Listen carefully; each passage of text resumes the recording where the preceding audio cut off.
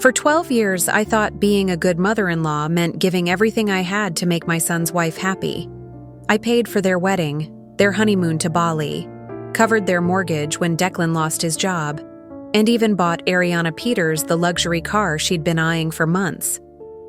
I handed over my late husband's vintage watch collection worth $30,000 because she said they needed to start fresh financially.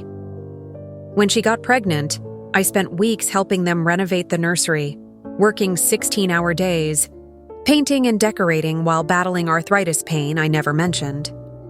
Then last Tuesday, I opened Facebook to find her latest post. Some people are just toxic energy drains who disguise manipulation as love. Beatrix Shaw is officially dead to me. Blocked everywhere. Don't ask why. 300 likes. Dozens of comments calling me a narcissist they'd never met. That post was her biggest mistake. Her second mistake? Thinking I wouldn't do anything about it. By Thursday evening, my lawyer had updated my will, and I'd posted the screenshot for everyone to see. Before we jump back in, tell us where you're tuning in from, and if this story touches you, make sure you're subscribed, because tomorrow I've saved something extra special for you. My name is Beatrix Shaw, and for most of my adult life, I believed that love meant putting family first, no matter the cost. When my son Declan brought Ariana Peters home for the first time 8 years ago, I was determined to be the mother-in-law I wished I'd had. Supportive, generous, and never interfering. Ariana was stunning, with perfectly styled auburn hair, and a smile that could light up a room when she wanted something. She worked part-time at a boutique in downtown Asheville, North Carolina, while pursuing what she called her influencer career. Declan was completely smitten, working double shifts at the telecommunications company to support both of them while she built her social media presence. From day one, I made it my mission to welcome her into our family. When they got engaged after 2 years of dating, I didn't just offer to help with the wedding. I insisted on paying for it entirely. Every bride deserves her dream day, I told them, writing a check for $18,000 without blinking. I'd been saving that money for years, planning to renovate my kitchen and maybe take the European river cruise my late husband Robert and I had always talked about. But seeing the joy on their faces felt worth every penny. The wedding at Highland Gardens was everything Ariana had dreamed of. Ivory roses, string quartet, open bar, and a photographer who charged more per hour than most people make in a week. I spent months helping with planning, driving across 3 counties to find the perfect vintage lace she'd seen in a magazine. When the catering bill came in over budget by $4,000, I covered it without hesitation. It's a once-in-a-lifetime day, I reminded myself, watching her dance in the designer dress we'd found in Charlotte. But the wedding was just the beginning. 2 weeks before the ceremony, Ariana mentioned how disappointed she was that they couldn't afford the honeymoon in Bali she'd been posting about on Pinterest. "I know it's silly," she said, tears welling in her eyes. "But I've been planning this trip in my head for years. All my friends went somewhere exotic for their honeymoons." That same afternoon, I was at the bank withdrawing $12,000 for their 2-week stay at a luxury resort. The joy on her face when I handed her the envelope made my heart swell. I was building the family relationship I'd always wanted. The requests started small after they returned from Bali, glowing with tans and full of stories about infinity pools and couples massages. "Beatrix, you're the most generous person I know," Ariana would say, usually right before mentioning something they needed. A new washer and dryer when theirs broke down, $800. Plane tickets to visit her sister in Portland, $600. A professional camera for her Instagram content, $1,500. Each time, I told myself this was normal. Young couples struggle financially. Family helps family. When Declan lost his telecommunications job during company downsizing, I didn't hesitate to step in. Their mortgage payment was $2,200 a month, and I knew they had less than $1,000 in savings. For 6 months, I covered their housing costs while Declan searched for new employment. I also paid their car insurance, utilities, and grocery bills because I couldn't bear the thought of them losing the beautiful colonial home they'd bought in the Montfort Historic District. "Mom, you're saving our lives," Declan would say during our weekly family dinners. "I don't know how we'll ever repay you." But Ariana had a different perspective. "Beatrix, you know we're good for it," she'd say with a casual wave. "Once Declan's working again and my follower count hits 50,000, we'll be in great shape financially." There was something in her tone that suggested my help was expected rather than appreciated, but I pushed that feeling aside. The vintage watch collection request came during Declan's 4th month of unemployment. Robert had been an avid collector, and after his passing 3 years earlier, I'd kept his prized Rolex, Omega, and Patek Philippe pieces in our bedroom safe. They weren't just valuable, they were my last tangible connection to 42 years of marriage. But when Ariana explained that selling them would give them the fresh start they needed, I found myself opening that safe. "These watches represent the past," she said gently, holding my hand across my kitchen table. "Robert would want us to use them to build our future together as a family." Her logic seemed sound, even compassionate. The collection was appraised at $30,000, money that could keep them afloat until Declan found work.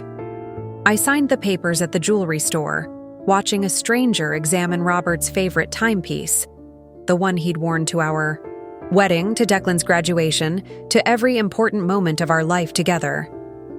When Ariana announced her pregnancy 6 months later, I threw myself into preparation with the enthusiasm of a first-time grandmother.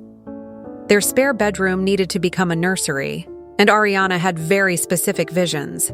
She'd created mood boards on Pinterest featuring hand-painted murals, custom furniture, and designer bedding sets that cost more than some people's rent. "I want this baby to have everything perfect from day one," she explained, showing me photos of celebrity nurseries from magazines. For 3 weeks, I worked 16-hour days transforming that room. My arthritis was flaring badly that month, making it painful to grip paintbrushes or climb ladders.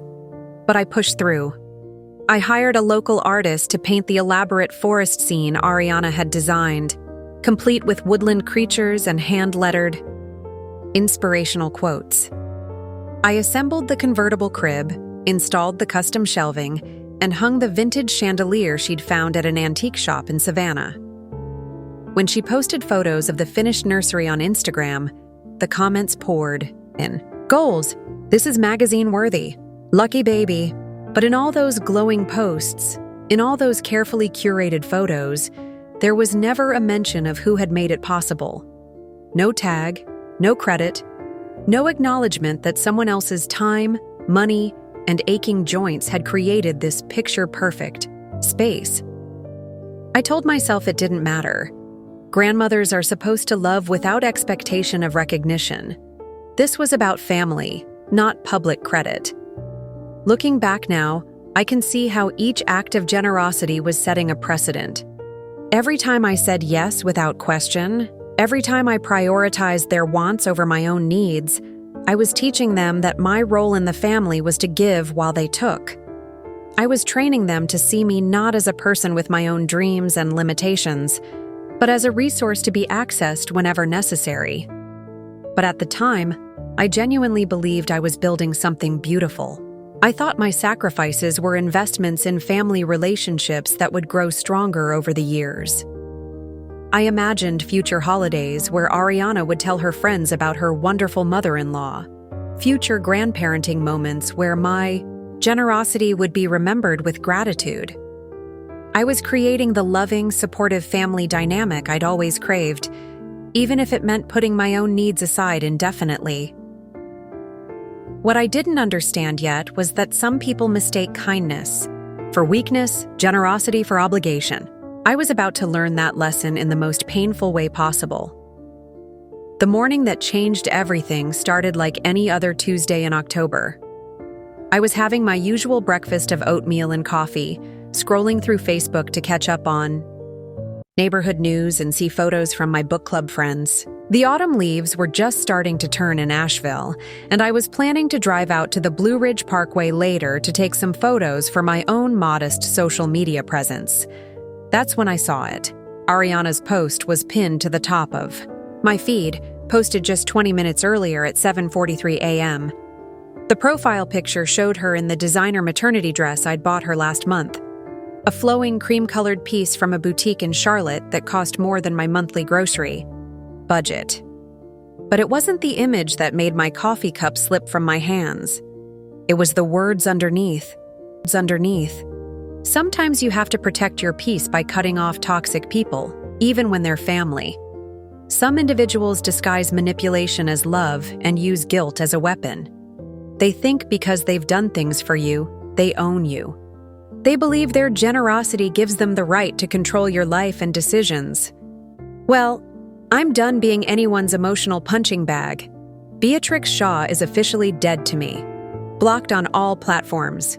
Don't ask me why in the comments, because I won't be explaining myself to anyone. This is about protecting my unborn baby from toxic energy. Sometimes the most loving thing you can do is walk away. Boundaries matter. Toxic family. Protect your peace. Mom to be. I read it 3 times before the words fully registered. Toxic people. Manipulation disguised as love. Guilt as a weapon. Emotional punching bag. And then my name, my full name, displayed for all of Facebook to see, followed by the declaration that I was dead to her. Preparing and narrating this story took us a lot of time, so if you are enjoying it, subscribe to our channel. It means a lot to us. Now back to the story. My hands began to shake. The ceramic mug I'd been holding crashed to the kitchen floor, sending coffee and porcelain fragments across the tile. But I barely noticed the mess. I was staring at my phone screen, watching in real time as the notifications poured in. Like, comment, share, like. Within minutes, the post had dozens of reactions. I scrolled down to see the comments flooding in from people I'd never met. Ariana's friends, her influencer connections, random strangers who felt qualified to judge a situation they knew nothing about. Good for you, girl. Toxic in-laws are the worst. You don't owe anyone anything just because they helped you. That's manipulation 101. Some people think money gives them the right to control others. Stand your ground. Protecting your baby comes first. You're so strong. I've been there. Cut my mother-in-law off 2 years ago. Best decision ever. The fact that she's posting this publicly tells you everything you need to know about her character. That last comment stung the most because it came from someone defending Ariana, not realizing the irony. Here was my daughter-in-law, publicly humiliating me to hundreds of strangers, and somehow I was the one with questionable character. But the comments kept coming. People who had never met me, never seen the receipts from the wedding vendors, never watched me paint that nursery until my arthritic hands cramped, were calling me manipulative, toxic, controlling. They were creating an entire narrative about who I was based on Ariana's carefully crafted post. What did she do to make you finally snap? I bet she's one of those mothers-in-law who thinks she knows better than the actual parents. Money doesn't buy love or respect. Good for you. She probably thinks because she paid for things, she gets to have opinions about your life. Toxic people always play the victim when you set boundaries. I felt physically sick reading these comments. Each one felt like a knife twist, not just because of the cruelty, but because of how easily strangers accepted Ariana's version of events as absolute truth. In their minds, I had already been tried, convicted, and sentenced based on a single Facebook post. My phone rang, startling me from my horrified scrolling. It was my neighbor, Elena Martinez, who lived 3 houses down and had become a close friend over the past 5 years. Beatrix? Honey, are you okay? I just saw her voice, trailed off, uncertain how to finish the sentence. You saw the post, I said flatly. I don't understand. What happened? Yesterday at book club, you were showing us photos of the baby furniture you'd just ordered for them. You seemed so excited about becoming a grandmother. I have no idea what happened, Elena. I went to bed last night thinking everything was fine. I woke up this morning to find out I'm apparently a toxic manipulator who's dead to my daughter-in-law. This has to be some kind of misunderstanding. Maybe postpartum hormones? Is she having mood swings? I wished I could blame it on pregnancy, hormones. But Ariana was only 6 months along, and this felt too calculated, too deliberate to be a momentary emotional outburst. The post was written with the precision of someone who knew exactly what they wanted to say and how they wanted to say it. Elena, I need to ask you something, and please be honest. In all the time you've known me, have I ever seemed manipulative? Controlling? Have I ever used money to try to control people? There was a long pause. Beatrix, you're one of the most generous, kind-hearted people I know. You've helped half the neighborhood at some point. Remember when the Thompsons' house flooded last spring? You organized the entire relief effort. When my husband was in the hospital, you brought us dinner every night for 2 weeks and never expected anything in return. You're the opposite of manipulative. But even Elena's reassurance couldn't ease the growing knot in my stomach. Because while my neighbor saw my kindness, hundreds of strangers on Facebook were now convinced I was some kind of monster. And worse, they were sharing their own stories of toxic in-laws, each comment adding fuel to the fire that was burning my reputation. I tried calling Declan, but his phone went straight to voicemail. I tried texting him, but the messages showed as delivered, but not read. It became clear that Ariana had gotten to him first, probably with her version of whatever had supposedly happened to justify this public character assassination. As the day wore on, the post gained more traction. It was shared to several toxic family support groups, where even more strangers dissected my alleged crimes. Someone had screenshotted and posted it to Twitter with the caption, "This is how you handle boundary stompers." It was shared to Instagram stories with fire emojis and applause graphics. By evening, the post had over 300 likes and nearly 100 comments. 300 people thought it was appropriate to publicly declare someone dead to them. Nearly 100 people felt comfortable judging a grandmother they'd never met based on a one-sided social media post. I sat in my living room that night, surrounded by the silence of my empty house, staring at family photos on the mantle. Pictures of Declan's childhood, his graduation, his wedding day where Ariana and I were laughing together over some joke I couldn't remember. Photos of us painting the nursery, both of us covered in pale yellow paint, smiling at the camera Declan had taken. Had I imagined all those moments of connection? Had every shared laugh, every grateful hug, every thank you Beatrix been an elaborate performance? Or had something shifted recently that I'd been too blind to see? The cruelest part wasn't just the public humiliation, it was the complete erasure of everything I'd done for them. In Ariana's narrative, I wasn't a loving mother-in-law who'd sacrificed for their happiness. I was a villain who needed to be cut off for the safety of her unborn baby. The woman who'd covered their mortgage for 6 months was now a toxic energy drain. The grandmother who'd spent weeks creating a perfect nursery was someone whose very presence threatened their peace. As I finally turned off my phone that night, one thought kept circling through my mind. If this was how Ariana truly saw me, then everything I thought I knew about our family was a lie. And if it was a lie, then I'd been playing a game where only one person knew the rules. I barely slept that night, tossing and turning as fragments of Ariana's post echoed in my mind. Manipulation, disguised as love. Guilt as a weapon. Toxic energy drain. By 5 a.m., I gave up on sleep entirely and made coffee with shaking hands, dreading what new developments might be waiting on social media. But curiosity and masochism won over self-preservation. I opened Facebook and immediately regretted it. Chapter post had exploded overnight. Over 500 likes now, with comments approaching 200. But worse than the growing numbers was discovering that Ariana hadn't stopped with that initial declaration. She'd been busy overnight, adding to her narrative in the comments section, painting an increasingly detailed picture of me as some kind of manipulative monster. Someone had asked, "What was the final straw that made you cut her off?" And Ariana had responded with a lengthy comment that made my blood run cold. "She's been guilt-tripping us for months about money. Every time we need space or want to make our own decisions, she reminds us of everything she's done for us. Last week, I mentioned wanting to spend Christmas with my own family for once, and she had a complete meltdown. She said after everything she'd sacrificed, the least we could do was spend holidays with her. Then she started crying about how lonely she is and how we're all she has left.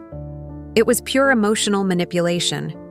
When you're pregnant, you can't handle that kind of toxic stress."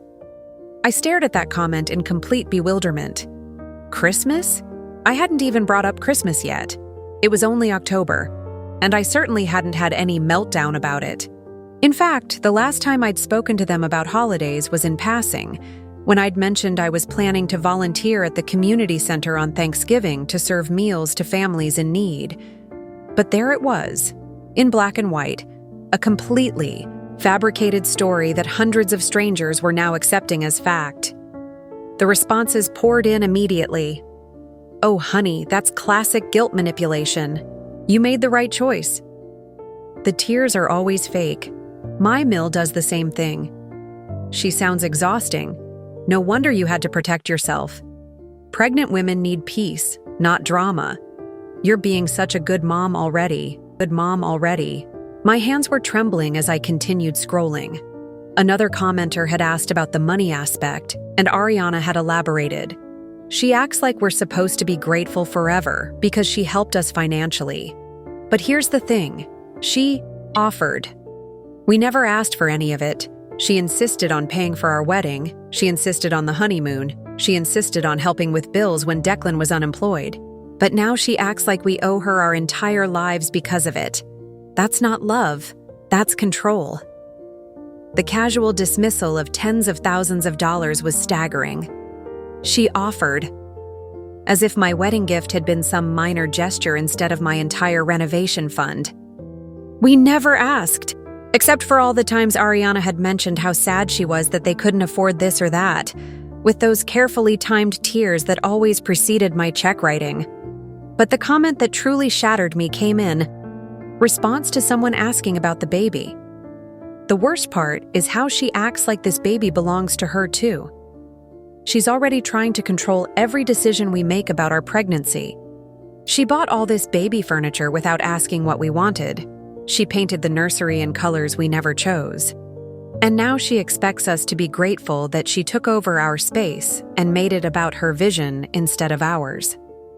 This baby is mine and my husband's, not hers. I refuse to let her boundaries stomp our parenting from day one. I sat back in my kitchen chair, feeling like I'd been punched in the stomach. The nursery that I'd spent 3 weeks carefully creating according to her detailed Pinterest boards was now being characterized as me taking over their space. The forest mural she'd specifically requested, complete with the inspirational quotes she'd chosen, was now evidence of my controlling nature. The furniture she'd selected from websites she'd bookmarked was now something I'd bought without asking. It was like watching someone rewrite history in real time, transforming every act of love into evidence of manipulation. But I was just getting started discovering the depth of her deception. Something nagging at me made me navigate to her Instagram account. Since she'd blocked me on Facebook, I wondered if she'd shared her grievances there too. She had. But the Instagram version was even more calculated, more polished. She'd created what looked like a professional graphic with pastel colors and elegant fonts. The text read, "Sometimes the most courageous thing you can do is walk away from toxic family dynamics. I'm setting boundaries to protect my mental health and my growing baby. No amount of money or help gives someone the right to control your life. Choosing peace over guilt. Choosing my baby's well-being over family drama. This is what self-care looks like. Boundaries are healthy, toxic family, pregnancy wellness, self-care, protection. The post had been shared to her stories with additional commentary. Hard choices for soft lives. Sometimes you have to choose your peace over people's feelings. The comments on Instagram were even worse than Facebook, filled with her influencer friends and lifestyle bloggers who treated family dysfunction like it was trendy content. You're glowing even through this stress. Boundaries look good on you. This is going to make such a powerful blog post when you're ready to share more. Queen energy. Protecting that baby like a true mama bear. Your strength is inspiring. Can't wait to see how you turn this experience into content. That last comment stopped me cold.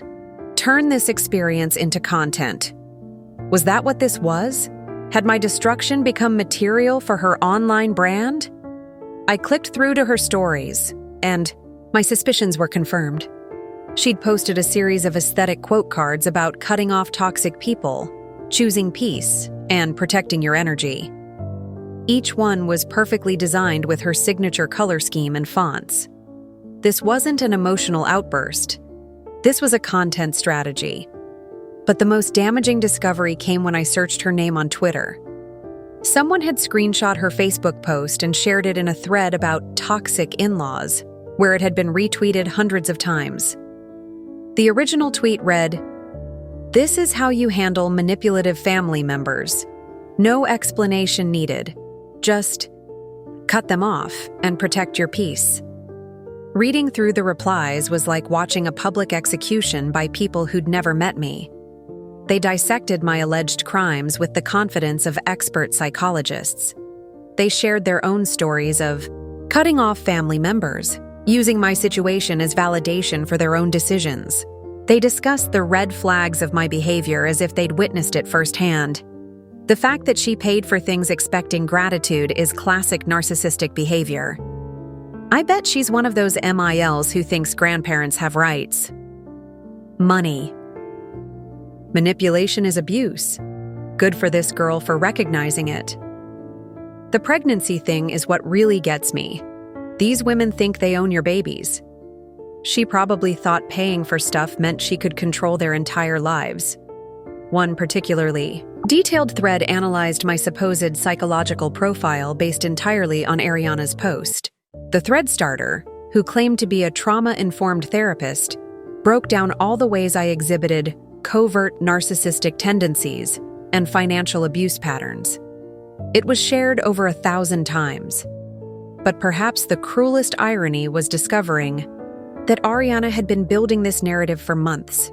I found older posts on her Instagram stories highlights, saved under a collection labeled Growth Journey, where she'd shared vague quotes about people who mistake generosity for ownership and family members who think love comes with strings attached. She'd been setting the stage for this public character assassination for months, dropping hints to her followers that she was dealing with a difficult family situation while accepting every dollar I offered.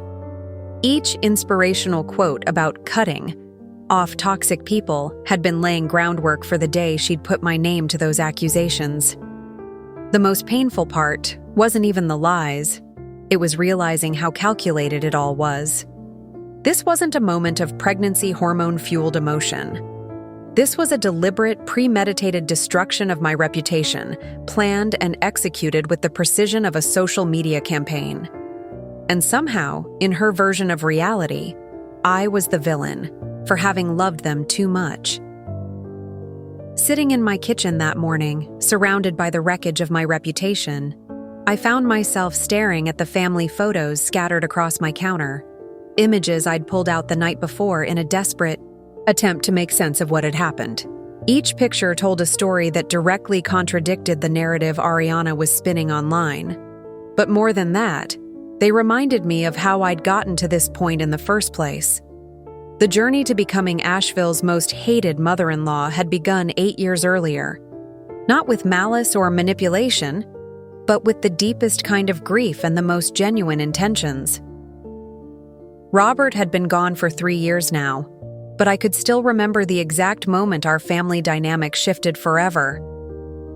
It was a Tuesday evening, in March, and I was sitting in the same kitchen, staring at medical bills that covered our dining table like fallen leaves. Stage 4. Pancreatic cancer doesn't just take your spouse. It takes your savings, your security, and sometimes your sense of who you're supposed to be when the caregiving finally ends. For 18 months, I'd been Robert's full-time nurse, advocate, and companion through treatment. I'd learned to give injections, manage medication schedules, and navigate insurance claims that seemed designed to exhaust families into giving up. I'd slept in hospital chairs, fought with doctors who didn't listen, and held Robert's hand through chemo sessions that left him weaker each time. When he finally passed on a quiet Thursday morning, the silence in our house felt infinite. For 42 years, I'd been half of a whole. I was Robert's wife, Declan's mother, part of a family unit that gave my life structure and meaning.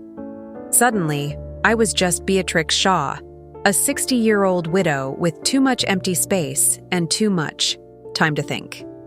That's when Declan started bringing Ariana around more often. At first, I thought it was just coincidence, a loving son checking on his grieving mother. But I soon realized he was worried about me in ways that both touched and alarmed me. He'd find excuses to stop by. "Mom, do you need anything from the grocery store?"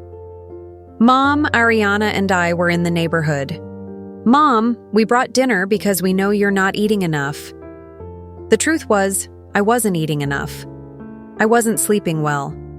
Some days, I forgot to shower or change clothes. Grief had turned me into a shadow of myself, and my son was watching his mother disappear a little more each day. Ariana, to her credit, seemed to understand exactly what I needed during those early months. She'd bring small gifts, herbal tea, scented candles, magazines about gardening. She'd ask to see photos of Robert and listen patiently while I told the same stories about our courtship, our wedding, our early years when money was tight, but love was abundant. "Beatrix, you and Robert had such a beautiful love story," she'd say, curled up on my couch with her perfect posture and genuine seeming interest. "I hope Declan and I can build something half as strong as what you two had."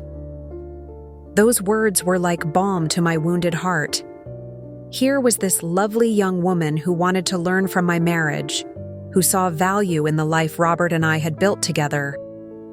When she asked about our wedding, I found myself pulling out photo albums I hadn't touched since the funeral. When she mentioned wanting to understand what made relationships last, I shared advice about communication, compromise, and choosing love even when it's difficult. Looking back, I can see how perfectly she'd identified my vulnerability. I wasn't just grieving a husband, I was grieving my identity as someone whose love and wisdom mattered. For 4 decades, I'd been the person Robert turned to for comfort, advice, and partnership. Suddenly, nobody needed those parts of me anymore, except Ariana seemed to. She'd call just to chat, asking questions about everything from cooking techniques to marriage advice. She'd send thoughtful text messages on days that were particularly hard for me. When the first anniversary of Robert's death approached, she organized a small memorial dinner, complete with his favorite foods and stories shared around my dining table. "Family takes care of family," she'd say, echoing words that Robert and I had lived by throughout our marriage. "You're not just Declan's mother. You're my family too now." That sense of belonging, of being needed and valued again, became oxygen to my drowning spirit.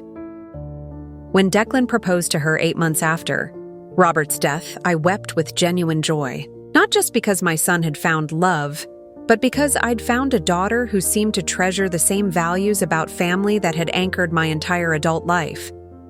The wedding planning period was some of the happiest months I'd experienced since Robert's diagnosis. Ariana would come over several times a week, spreading vendor catalogs across my kitchen table, asking my opinion about flowers, music, and menu choices. She seemed genuinely interested in my suggestions, often saying things like, "Beatrix, "You have such elegant taste," or "I'm so glad Declan has a mother who understands what makes events special." When she got emotional about the costs, the venue, the photographer, the dress she'd fallen in love with, it felt natural to step in. I had Robert's life insurance money sitting in accounts I never touched. What was the point of keeping it when it could create joy for people I loved? When I offered to pay for the wedding, Ariana threw her arms around me and cried with what seemed like pure gratitude. "I'll never forget this," she whispered against my shoulder. "You're making my dreams come true." And I believed her. More than that, I needed to believe her. After months of feeling useless and forgotten, I was suddenly essential again. I was the fairy godmother making dreams come true, the wise matriarch sharing resources to build the next generation's happiness. The pattern established itself so gradually that I never noticed the shift. Ariana's visits became more frequent when they needed something and less frequent when they didn't. Her questions about my marriage and Robert's memory gave way to updates about her social media growth and influencer aspirations. The grateful hugs and sincere thank yous began to feel more perfunctory, like boxes being checked rather than genuine expressions of appreciation. But I was so grateful to feel needed, so desperate to maintain the sense of family connection that had saved me from complete isolation, that I ignored the warning signs. When Ariana mentioned how sad she was that they couldn't afford a honeymoon, I heard it as an opportunity to help, not a request for money. When she sighed about their student loans making it impossible to buy furniture, I saw it as a chance to contribute to their happiness, not a manipulation tactic. Each act of generosity reinforced my sense of purpose, while simultaneously establishing their expectation that I would always say yes. Every grateful response validated my belief that I was building genuine family bonds, while teaching them that my role was to give while they received. I'd spent 3 years since Robert's death learning how to be needed again, how to feel valuable and important in my son's new family. I'd built my entire post-widowhood identity around being the generous matriarch who made everyone else's dreams possible. What I didn't understand was that some people see generosity not as love, but as weakness. Some people interpret a willingness to sacrifice as an invitation to take advantage. And some people are skilled enough to make their exploitation feel like affection until the moment they no longer need to pretend. I'd thought I was building a family legacy of love and support. Instead, I'd been training them to see me as a resource rather than a person, a bank account rather than a human being with feelings and needs of my own. The cruelest irony was that my greatest fear, being alone and forgotten after Robert's death, had driven me directly into the arms of people who would ultimately abandon me anyway, but only after taking everything I had to give. The shift from grateful recipient to entitled demander happened so gradually that I almost missed it entirely. What started as occasional mentions of financial stress evolved into regular updates about their mounting expenses, each shared with the same careful timing and emotional undertones that had worked so effectively in the past. The first sign should have been Ariana's reaction to the luxury car situation 6 months after their wedding. They'd been driving Declan's aging Honda Civic, a reliable but unremarkable vehicle that had served him well through college and his early career. I thought nothing of it until Ariana began mentioning how embarrassing it was to arrive at work events in that old thing. "All the other wives in Declan's company drive such nice cars," she confided during one of our coffee meetings at the trendy cafe downtown where she insisted we meet. Last week at the company picnic, I had to park 3 blocks away because I was too embarrassed to let anyone see us getting out of that beat-up Honda. The way she said it, with just the right amount of vulnerability mixed with resignation, was masterful. She wasn't directly asking for anything. She was simply sharing her emotional burden, trusting me with her insecurities in the way that family members do. When I suggested we could look into getting them a newer vehicle, her face lit up with what seemed like genuine surprise and gratitude. "Beatrix, I couldn't ask you to do that. You've already done so much for us. But of course she could ask, and of course she would accept. Within 2 weeks, we were at the BMW dealership in Charlotte, where Ariana had already researched the exact model she wanted, a sleek white SUV with leather interior and premium sound system that cost more than many people's annual salaries. Are you sure about this? I asked as we sat in the finance office, looking at a price tag that would require me to liquidate one of my investment accounts. Beatrix, this is so generous, she replied, squeezing my hand. But if you think it's too much, we could look at something smaller. I just thought since we're planning to start a family soon, we'd need something safe and reliable. The mention of future grandchildren was the perfect touch. How could I put a price on my family's safety? How could I deny them something that would protect my future grandchildren? I signed the paperwork with a smile, telling myself that Robert would have approved of this investment in our family's future.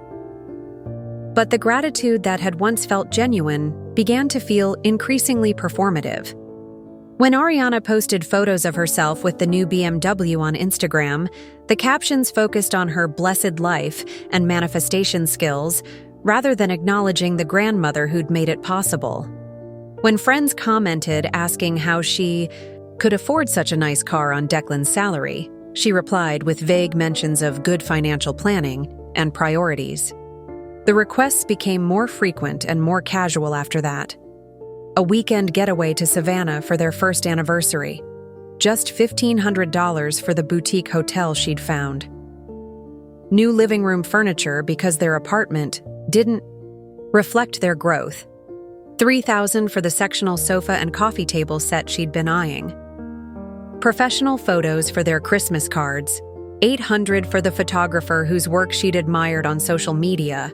Each request came with the same formula: emotional context about why it mattered, gentle insistence that they couldn't possibly accept such generosity, and then graceful acceptance when I insisted on helping. I began to recognize the pattern, but by then I was so invested in maintaining our relationship that questioning it felt more dangerous than continuing to pay. The real escalation began when Declan lost his job at the telecommunications company.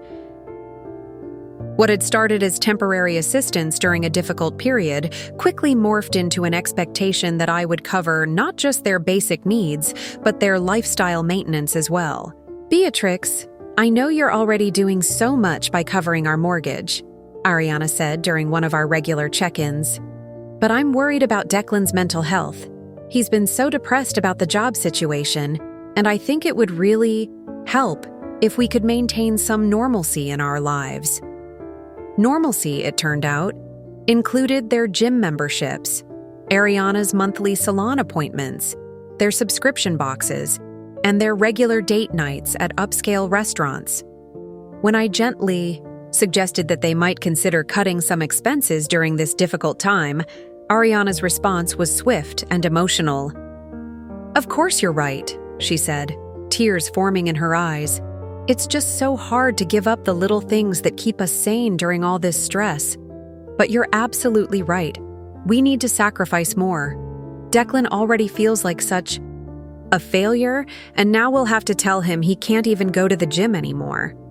The guilt manipulation was so skillfully deployed that I found myself apologizing for suggesting they reduce their spending while I was covering their housing costs.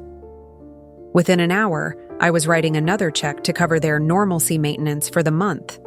But the most audacious escalation came during Declan's 4th month of unemployment, when Ariana broached the subject of Robert's vintage watch collection. She'd noticed them during one of her visits to my house, asking innocent questions about their history and value that I'd answered without thinking twice. "Beatrix, I've been thinking about something, and I need to run it by you," she said during what I thought was going to be a casual lunch. "I know these watches mean a lot to you because they were Robert's, but I wonder if he would want them to help secure his family's future." The way she framed it was brilliant, not as a request for my possessions, but as an interpretation of what Robert would have wanted. She wasn't asking me to give up my connection to my late husband. She was suggesting that keeping the watches was actually dishonoring his memory.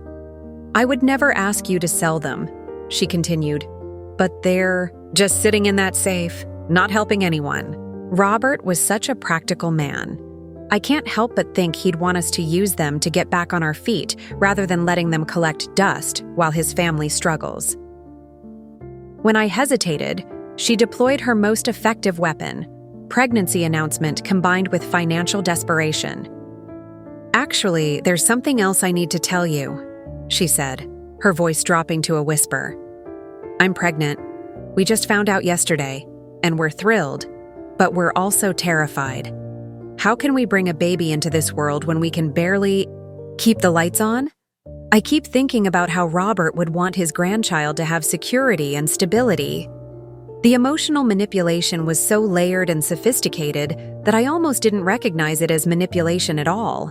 She'd combined my grief for Robert, my excitement about becoming a grandmother, my guilt about their financial struggles, and my desire to honor my husband's memory into one irresistible package. I sold the watches the following week, $30,000 that had represented 4 decades of Robert's passion and careful collecting, reduced to a wire transfer that would cover their expenses for the next several months. When I handed Ariana the bank confirmation, she hugged me with what felt like genuine emotion. "Beatrix, you've saved us," she whispered. "This baby is going to be so lucky to have you as a grandmother." But even as I basked in her gratitude, a small voice in the back of my mind wondered why I was the one making all the sacrifices for their financial security. Why wasn't Ariana looking for work to supplement their income? Why weren't they considering moving to a less expensive apartment? Why was selling my most precious possessions considered a solution before they considered selling any of theirs? The questions were uncomfortable enough that I pushed them aside, focusing instead on the joy of impending grandparenthood and the satisfaction of being able to help during their time of need. I told myself that family supports family, that Robert would indeed approve of using his watches to secure his grandchild's future. What I didn't understand yet was that I wasn't supporting a struggling family. I was funding a lifestyle that they felt entitled to maintain regardless of their actual income. I wasn't helping them through a temporary crisis. I was establishing myself as a permanent solution to any financial inconvenience they might face.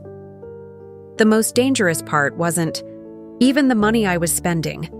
It was how completely I'd accepted the role of family ATM, always available, never questioning, always understanding that their needs took precedence over my own financial security or emotional well-being.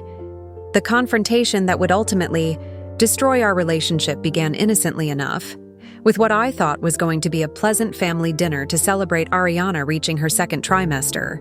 I'd spent the afternoon preparing Robert's famous pot roast recipe, setting the dining room table with our good china, and arranging fresh flowers from my garden as a centerpiece.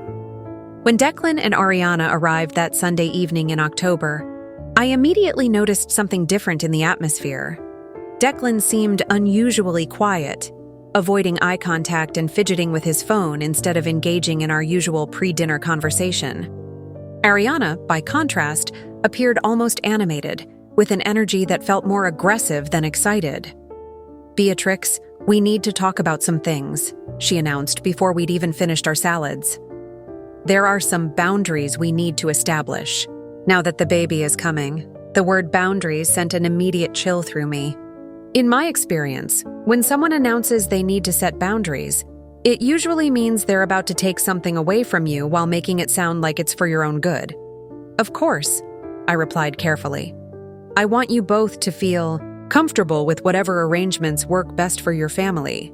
"Good," Ariana said, pulling out her phone and opening what appeared to be a notes app. "I've been thinking about this a lot, and I've made a list of things we need to address." A list? She'd actually prepared a formal list of grievances, as if this were a business meeting rather than a family conversation. Declan shifted uncomfortably in his chair but said nothing, leaving me to face whatever was coming alone.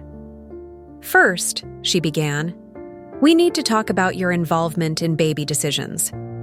I appreciate that you're excited about becoming a grandmother, but this is our baby, not yours. We'll make decisions about names, pediatricians, feeding methods, and everything else without input from anyone else." I nodded slowly, confused about where this was coming from. "I've never tried to influence your parenting decisions. I didn't even know you were looking for input from me. You painted the nursery without asking what we wanted," she shot back. "You bought furniture without consulting us. You just assumed you knew what was best and went ahead with your own vision." The accusation was so wildly inaccurate that I actually laughed, which was clearly the wrong response. "Ariana, you gave me detailed Pinterest boards with exactly what you wanted. You picked out every piece of furniture yourself. I spent 3 weeks following your specifications down to the paint color samples you brought me." "That's not how I remember it," she said firmly. "You railroaded us into accepting your ideas because you were paying for everything. We felt like we couldn't say no because of all the money you'd already spent. I felt like I was in some kind of alternate reality.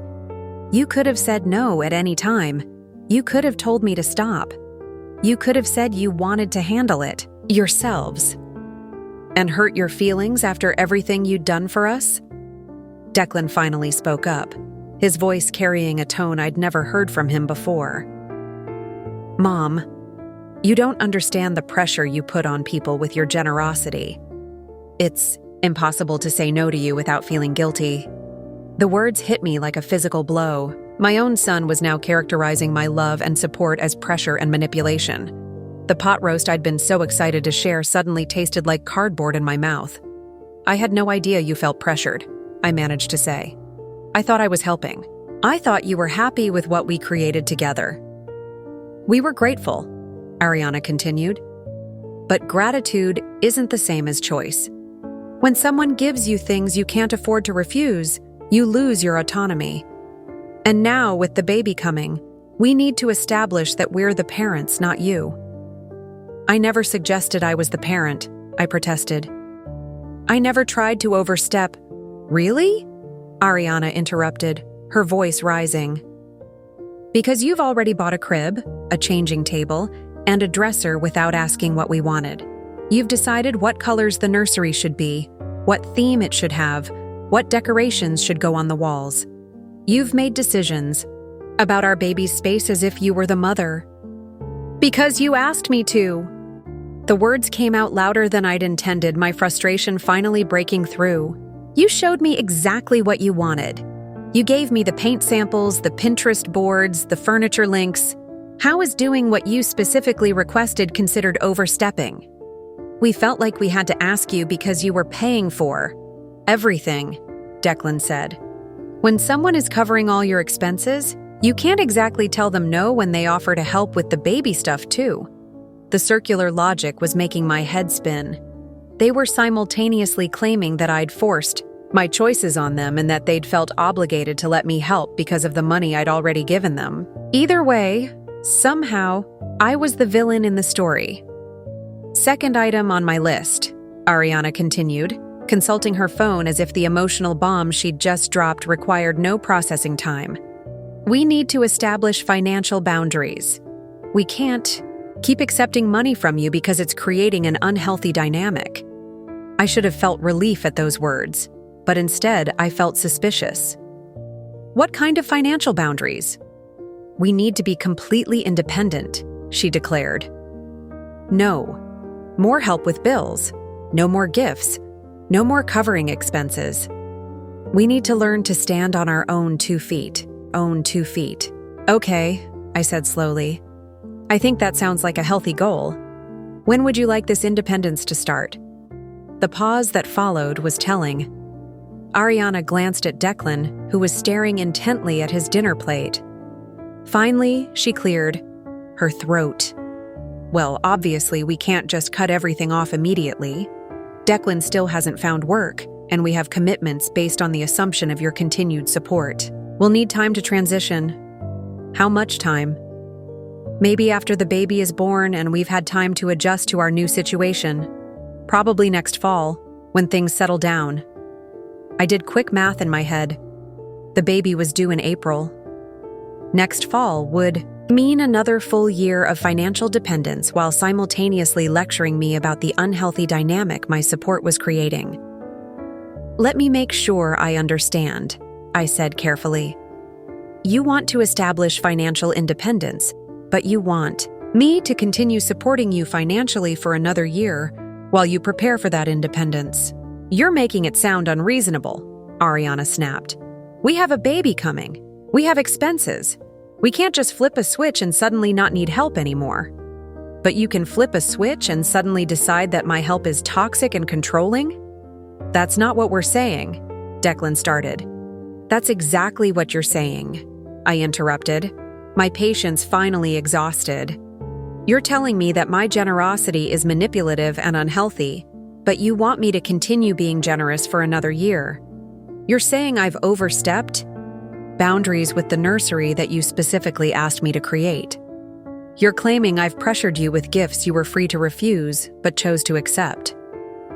"You don't understand the position you put us in," Ariana said, her voice taking on the martyred tone that I was beginning to recognize as her specialty. "When someone gives you things, especially expensive things, it creates obligation.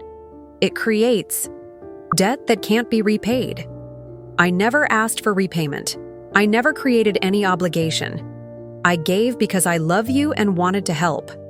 But that's the problem," she exploded, finally dropping the controlled facade. "You give and give and give, and then you expect us to be grateful forever. You expect us to include you in everything, to consider your feelings in every decision, to make you feel needed and important because of everything you've done for us." "I expect basic courtesy and respect," I replied. "I expect honesty about your feelings instead of performing gratitude while building resentment. I expect you to say no if you don't want help instead of accepting it and then claiming you were forced to take it." "We tried to be polite," Declan said. "We tried to appreciate everything you did without hurting your feelings. By lying to me for years about how you really felt, by protecting you from the truth that your generosity was becoming a burden," Ariana said with brutal honesty. "We didn't want to hurt you, but we also couldn't keep living under the weight of your expectations." "What expectations?" I demanded. "What have I ever expected from you besides basic human decency?" "You expect us to prioritize your feelings over our own needs," she shot back. "You expect us to include you in decisions that should be ours alone. You expect us to be the family you lost when Robert died, and that's not fair to any of us." The DIL mention of Robert's death in that context was like a knife to the chest. "How dare you?" I whispered. "It's true, and you know it," she continued, seeming to gain momentum from my pain. "You've been trying to replace the relationship you lost by inserting yourself into ours. You've been using money to buy the closeness you miss, and we've been paying the price for your grief." I stood up from the table, my hands shaking with rage and hurt. "Get out!" "Mom," Declan started. "Get out of my house," I repeated, louder this time. "Both of you, right now." "You're proving our point," Ariana said, gathering her purse with theatrical calm. "This is exactly the kind of emotional manipulation we're talking about. The moment we try to set healthy boundaries, you throw us out." "I'm not throwing you out for setting boundaries," I said through gritted teeth. "I'm throwing you out for being cruel, dishonest, and ungrateful. There's a difference." As they gathered their things and headed for the door, Ariana turned back. "One last time. We'll give you some time to cool down and think about what we've said. When you're ready to have an adult conversation about healthy family dynamics, we'll be here." The condescension in her voice was the final straw. "Don't hold your breath," I called after them as the door slammed shut. I stood in my dining room, looking at the carefully set table with 3 plates of barely touched food, and realized that everything I thought I knew about my family had been a carefully constructed lie designed to keep the money flowing while protecting them from the inconvenience of my feelings. The 3 days following that disastrous dinner were some of the most painful and enlightening of my life. After the initial shock and hurt began to fade, something unexpected happened. Clarity. For the first time in years, I found myself looking at our relationship with clear eyes, unclouded by my desperate need to be needed or my fear of losing the family connection that had become my lifeline after Robert's death. I started with the financial records, spreading bank statements and canceled checks across my dining room table like pieces of a puzzle I was finally ready to solve. The numbers were staggering. Over the past 3 years, I had given Declan and Ariana over $200,000 in direct financial support. Wedding, $18,000. Honeymoon, $12,000. Car, $34,000. Watch collection, $30,000. 6 months of mortgage payments, $13,200. Monthly support during Declan's unemployment, $21,000. Nursery renovation, $8,000. Miscellaneous requests, vacations, furniture, clothes, electronics, date nights, gym memberships, over $50,000. But the raw numbers weren't what shocked me most. It was the timeline. I pulled out my calendar and began marking each major financial request, each crisis that required my intervention, each emergency that somehow always had a solution that cost exactly what I could afford to give. The pattern was unmistakable once I allowed myself to see it. Every significant financial ask had been preceded by a period of increased attention and affection from Ariana. Before the wedding payment request, she'd spent weeks visiting me, bringing small gifts, asking about Robert and listening to my stories with apparent fascination. Before the car purchase, she'd made a point of including me in several social outings, posting photos of us together on social media with captions about how blessed she was to have such a wonderful mother-in-law. The watch collection request had been preceded by 2 months of her bringing me articles about grief and healing, asking thoughtful questions about how I was processing Robert's loss, and making comments about how he would be so proud of the family we were building together. She'd even organized that memorial dinner for Robert's death anniversary, not out of genuine care for my grief, but as setup for the emotional manipulation that would follow. Each financial crisis had been perfectly timed for maximum emotional impact. The honeymoon request came right after I'd been feeling particularly lonely and isolated. The car purchase happened when I was worried about their safety driving in that old Honda. The mortgage assistance began when I was already feeling guilty about their financial struggles and my comfortable retirement. Even more damning was the pattern of gratitude. I pulled out old text messages and began reading through them with new perspective. The effusive thank yous were always strongest immediately after receiving money or gifts, but they faded quickly as the next need approached. The periods of emotional distance coincided perfectly with times when they didn't need anything from me. I found a text thread from 6 months earlier that made my stomach turn. Ariana, Beatrix, you're literally an angel. I don't know what we'd do without you. This was sent 30 minutes after I'd transferred money for their anniversary trip. But scrolling down, I found the messages from 2 weeks later. Ariana, can't make dinner Sunday. We have plans with friends. Ariana, Declan's working late all week, so we won't be able to come by. Ariana, sorry, super busy with work stuff. Rain check on coffee? The emotional availability had an expiration date that corresponded exactly to their financial needs. But perhaps the most disturbing discovery came when I started examining Ariana's social media history more carefully. I'd been so focused on her recent posts attacking me that I hadn't looked at the broader pattern of her online presence. Using an old tablet where I was still logged into Instagram, I began scrolling back through years of posts. The story she'd been telling online was completely different from the reality I'd lived. 6 months ago, while I was covering their mortgage, payments she'd posted, manifesting abundance and financial freedom. Sometimes the universe provides exactly what you need when you're aligned with your purpose. A year ago, right after I'd bought their car, she'd shared a quote graphic. Success is about more than money. It's about creating the life you deserve through hard work and smart choices. During the period when I was covering their living expenses, she'd posted regularly about financial literacy and building wealth, sharing tips about budgeting and saving that she clearly wasn't following in her own life. Most infuriating were the posts about independence and self-reliance that appeared with increasing frequency as my financial support grew larger. While I was literally funding their lifestyle, she was building an online brand around being a strong, independent woman who created her own success. The cognitive dissonance was staggering. She was simultaneously taking thousands of dollars from me each month while posting inspirational content about not depending on others for your happiness and success. But the real revelation came when I discovered a private Instagram account that Ariana thought I didn't know about. Declan had mentioned it once in passing, the Ariana Peters reel, describing it as her close friends only account, where she shared more personal content. I'd created a fake account months earlier when I was trying to understand Instagram better for my own hobby photography.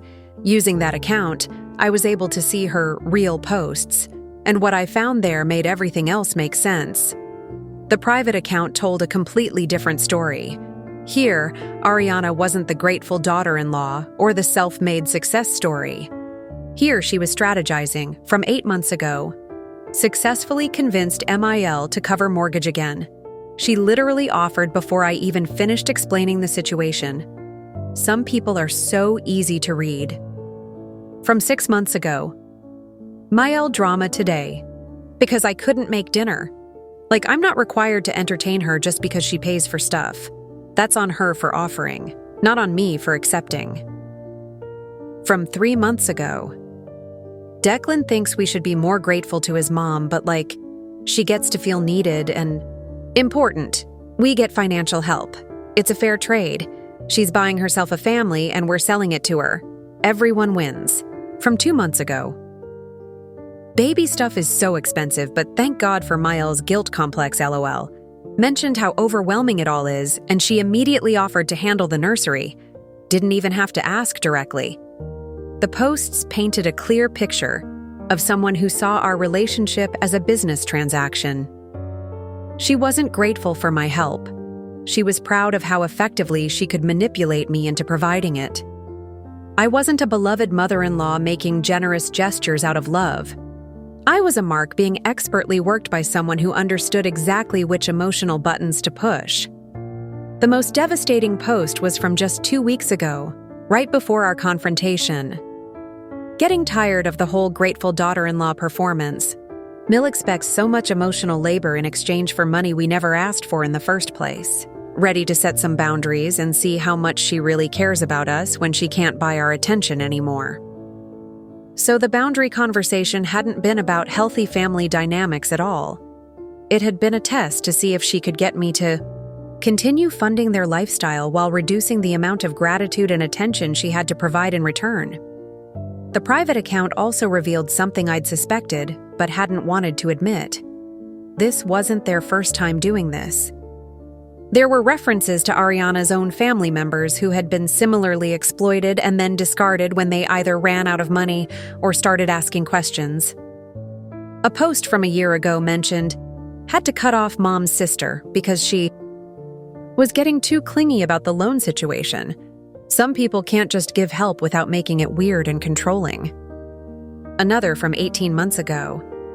Grandma is starting to ask too many questions about how we spend money. Might be time to create some distance before she gets all judgmental. I sat back in my chair, looking at years of evidence spread across my dining room table and felt a strange sense of relief mixed with the devastation. The relief came from finally understanding that none of this had been real. The affection, the gratitude, the family bond I thought we'd built. It had all been an elaborate performance designed to extract maximum financial benefit while providing minimal emotional investment in return. The devastation came from realizing how completely I'd been fooled, not just by Ariana, but by my own desperate need to feel important and needed. I'd been so grateful for their attention, so thankful to feel valued and essential, that I'd ignored every red flag and rationalized every inconsistency. I'd thought I was building a legacy of family love and support. Instead, I'd been funding my own exploitation while providing them with content for their private entertainment. The cruelest irony was that Ariana had been right about one thing. I had been trying to buy a family. But unlike her version of events, where I was the manipulative villain using money to control people, I was actually the victim who had been expertly manipulated into believing that my money was buying genuine love and connection. Now I finally understood what I'd really purchased. The privilege of being used by people who saw my grief and loneliness as exploitable weaknesses rather than wounds that deserved compassion. The morning after my devastating discovery of Ariana's private social media account, I woke up feeling something I hadn't experienced in years: clarity without obligation. For the first time since Robert's death, I wasn't wondering what my family needed from me, wasn't planning my day around someone else's crisis, wasn't checking my phone for the next financial emergency that would require my immediate attention. Instead, I was angry. Not the hot, explosive anger that burns through you and leaves you exhausted, but the cold, focused anger that crystallizes into determination. The kind of anger that doesn't waste energy on screaming or crying, but channels itself into action. My first step was surprisingly simple. I called my bank. "Good morning, this is Beatrix Shaw. I need to immediately stop all automatic transfers to external accounts and set up transaction alerts for any transfers over $50. The customer service representative was helpful and efficient, walking me through the process of securing my accounts. Within an hour, I had effectively cut off the financial pipeline that had been funding their lifestyle for the past 3 years. Any future requests for money would require deliberate action on my part, not just the automatic monthly transfers that had become routine. But that was just the beginning. I spent the rest of that morning calling every vendor and service provider I'd been supporting on their behalf. The gym memberships I'd been paying for, canceled. The insurance policies I'd been covering, transferred back to their responsibility with 30 days' notice. The credit card I'd given them for emergencies, account closed immediately. Each phone call felt like removing a weight from my shoulders. With every canceled service, every closed account, every severed financial connection, I was reclaiming pieces of myself that I'd gradually given away over the years. The most satisfying call was to the luxury car dealership. I'd co-signed on Ariana's BMW, which meant I had legal rights that she'd probably forgotten about. After reviewing the paperwork, I discovered that while they'd been making the minimum payments, they were already 2 months behind and the account was technically in default. "I'd like to exercise my right as co-signer to reclaim the vehicle," I told the finance manager. "Can you arrange for repossession, or would it be easier if I collected it directly?" Within 24 hours, I was driving their BMW back to my house, leaving their old Honda Civic in its place with a note explaining the situation. If they wanted financial independence so badly, they could start by making their own car payments on a vehicle they could actually afford. But the practical steps were just the foundation. The real transformation was happening in how I thought about myself and my relationships. For the first time in years, I started making decisions based on what I wanted rather than what other people needed from me. When my neighbor Elena called to invite me to a book club meeting, I said yes because I enjoyed the discussions, not because I felt obligated to maintain social connections. When the community center asked for volunteers for their holiday meal program, I signed up because I wanted to help, not because I needed to feel useful. The difference was subtle but profound. Instead of living reactively, constantly responding to other people's emergencies and requests, I was finally living proactively, making choices that reflected my own values and interests. I also started saying no to things for the first time in years. When a distant cousin called asking for a loan to help with her daughter's wedding expenses, I politely declined without the elaborate explanations and apologies that had always accompanied my rare refusals in the past. "I'm not able to help with that," I said simply. "But I hope you find a solution that works for your family." The cousin was clearly shocked by my direct response. In the past, I would have launched into detailed explanations about my budget concerns or offered alternative forms of help. But I was learning that no was a complete sentence, not the opening line of a negotiation. Perhaps most importantly, I started investing in relationships that were reciprocal rather than transactional. I reached out to old friends I'd neglected during my years of focusing entirely on Declan and Ariana's needs. I joined a hiking group for active seniors, discovering a community of people who valued my company for its own sake rather than my ability to solve their problems. The hiking group was particularly transformative. These were people in their 50s, 60s, and 70s who were still actively pursuing adventures, still learning new skills, still building friendships based on shared interests rather than family obligation or financial convenience. They welcomed me not because of what I could do for them, but because of who I was. Someone who enjoyed the outdoors, had a good sense of humor, and could keep up on challenging trails despite being one of the older members of the group. For the first time in years, I was valued for qualities that had nothing to do with my bank account or my willingness to sacrifice my own needs for others. I also started pursuing interests that I'd set aside during my years of intensive family caretaking. I'd always loved photography, but I'd limited myself to taking pictures at family events or capturing moments for other people's social media accounts. Now I began exploring photography as an art form, taking classes at the local community college and joining photography walks in the Blue Ridge Mountains. The process of learning to see the world through my camera lens became a metaphor for learning to see my life through my own eyes rather than through the filter of other people's needs and expectations. I began noticing details I'd overlooked for years. The way morning light filtered through the trees in my backyard, the interesting architectural features of buildings I'd passed countless times without really seeing, the expressions on people's faces when they were truly engaged in conversation. Photography also gave me a reason to explore places I'd never visited despite living in Asheville for decades. I drove through mountain communities I'd only heard about, hiked trails that required more planning and preparation than my usual neighborhood walks, and discovered that North Carolina was full of beautiful places that had nothing to do with family obligations or financial emergencies. But perhaps the most significant change was in how I thought about money itself. For years, my financial resources had been tools for maintaining relationships and demonstrating love.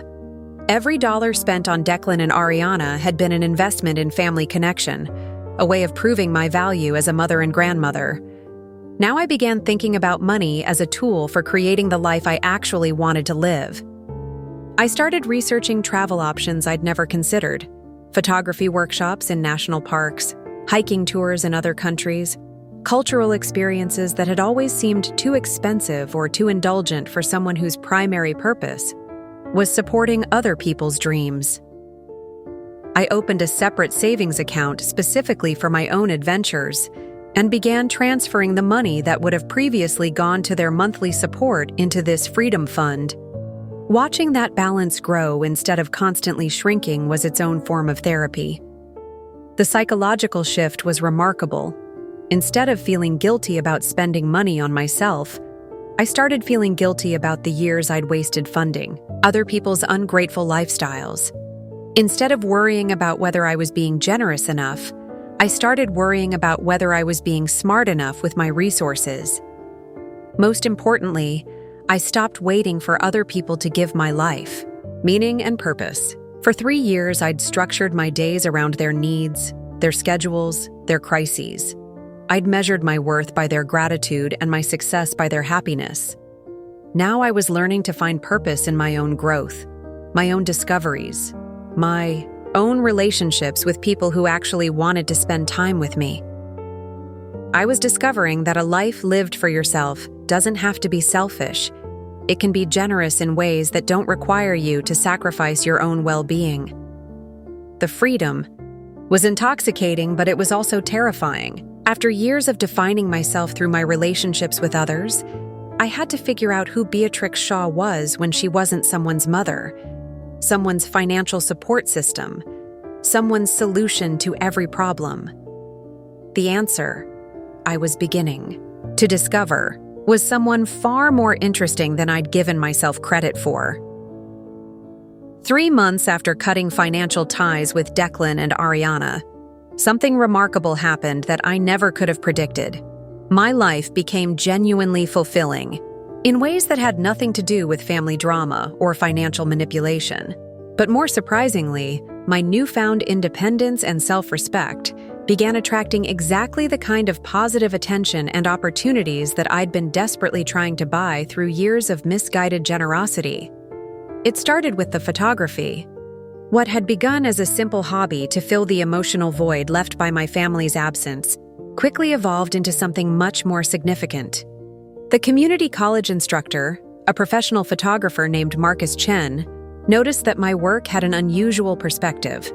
I was capturing moments of genuine human connection and natural beauty with the eye of someone who had learned to appreciate authenticity after years of living with deception.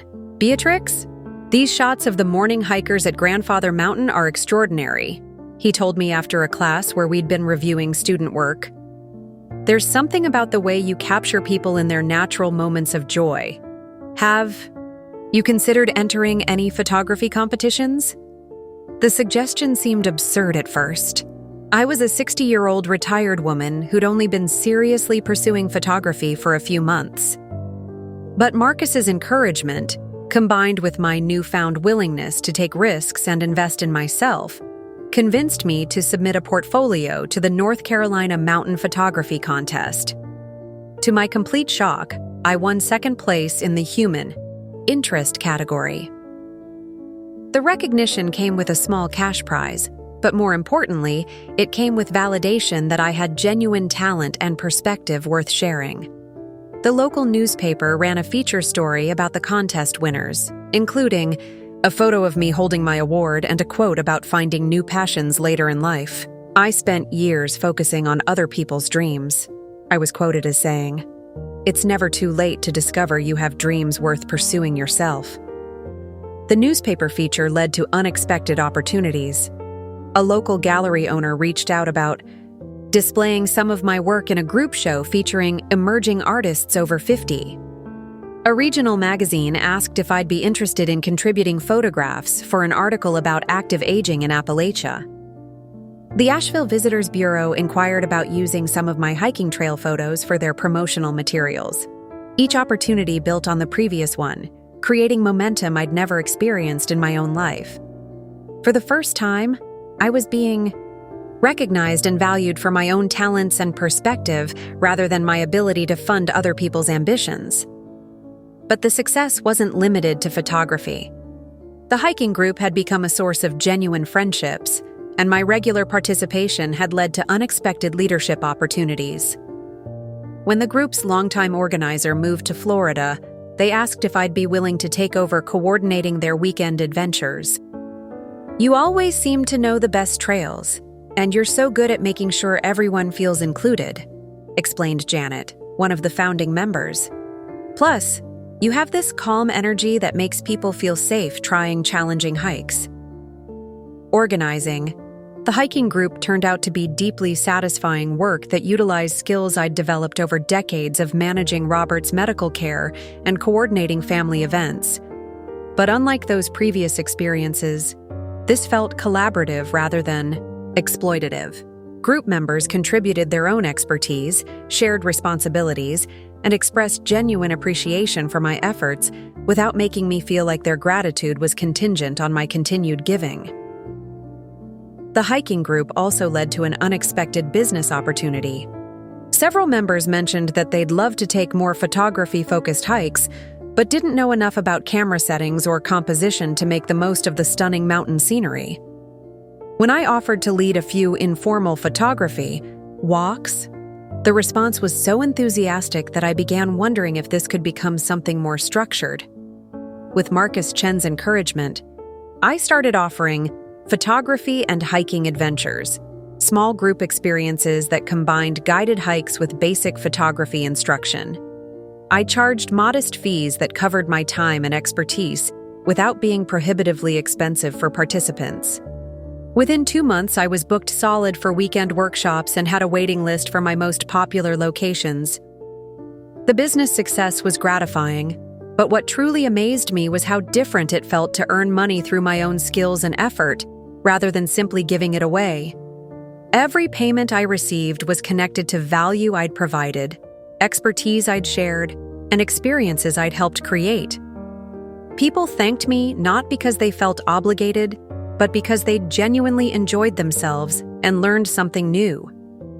My social media presence, which had been virtually non-existent during my years of family focus, began growing organically as participants shared photos from our adventures and tagged me in their posts. Unlike Ariana's carefully curated influence seeking, my online presence was simply documentation of real experiences with real people who were genuinely enjoying themselves. The authenticity apparently resonated with others. My Instagram account, Beatrix Mountain Photo, began attracting followers who were interested in both my photography and my story of reinventing herself later in life. Comments poured in from other women who'd spent years prioritizing everyone else's needs and were inspired to pursue their own interests. "Your story gives me hope that it's not too late to start over," wrote one follower. "I'm 58 and just left a toxic family situation. Seeing you thrive gives me courage," shared another. "My daughter-in-law is draining me financially and emotionally. Your posts remind me that I have value beyond what I can give to others," commented a third.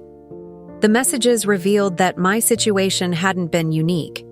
There were thousands of women who'd found themselves trapped in relationships where their generosity was exploited and their boundaries were ignored. My visible success in breaking free and building a fulfilling independent life was providing inspiration for others to examine their own situations. This led to an unexpected opportunity that would have seemed impossible just 6 months earlier. A regional women's magazine reached out asking if I'd be willing to write about my experience of setting boundaries with toxic family members and rebuilding my life around my own interests and values. The article, titled "The Art of Saying No: How I Stopped Funding Other People's Dreams and Started Living My Own," generated more reader response than anything the magazine had published that year. Women shared their own stories of financial exploitation by family members, adult children who felt entitled to their parents' resources, and in-laws who used emotional manipulation to maintain access to money and support. The magazine asked if I'd be willing to write a regular column about setting boundaries, financial independence in later life, and pursuing new interests after decades of caretaking. The monthly column, Second Chapter Living, became my first regular source of writing income and connected me with an even larger community of women navigating similar transitions. But perhaps the most meaningful success was the quality of relationships I was building. Unlike the transactional dynamic I'd had with Declan and Ariana, these new connections were based on mutual respect, shared interests, and genuine reciprocity. When hiking group members brought me small gifts, it was because they'd seen something that reminded them of our shared adventures, not because they wanted something from me.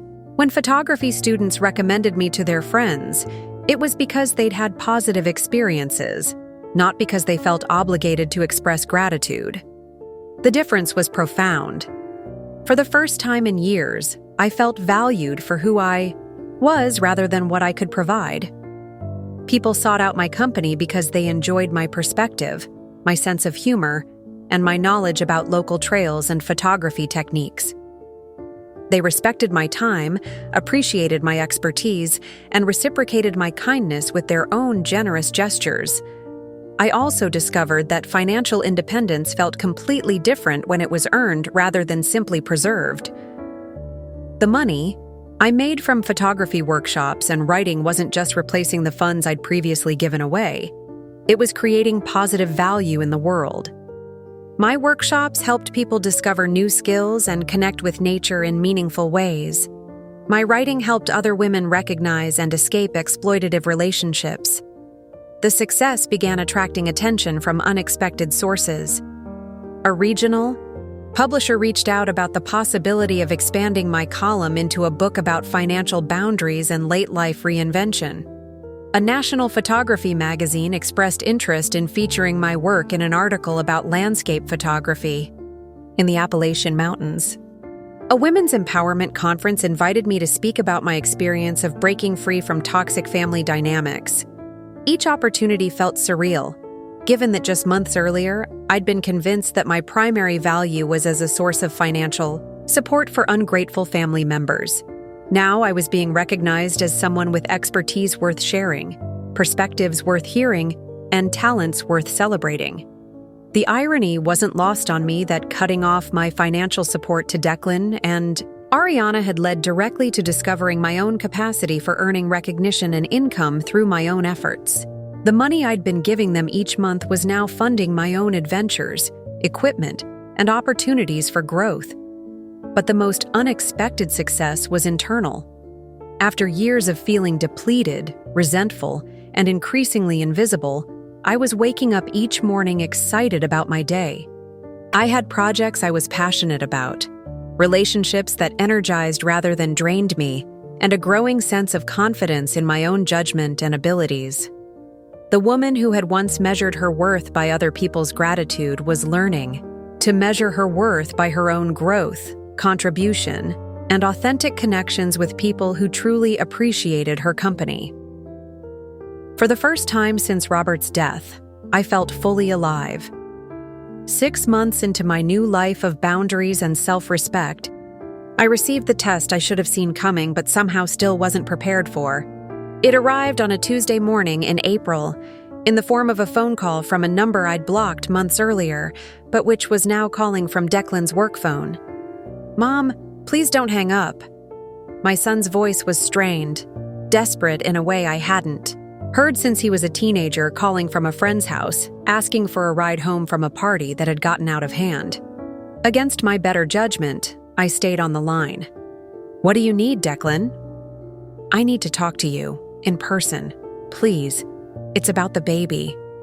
The mention of my grandchild, a granddaughter born 2 months earlier, whose existence I knew about only through distant relatives who'd seen Ariana's social media posts, created the intended crack in my armor.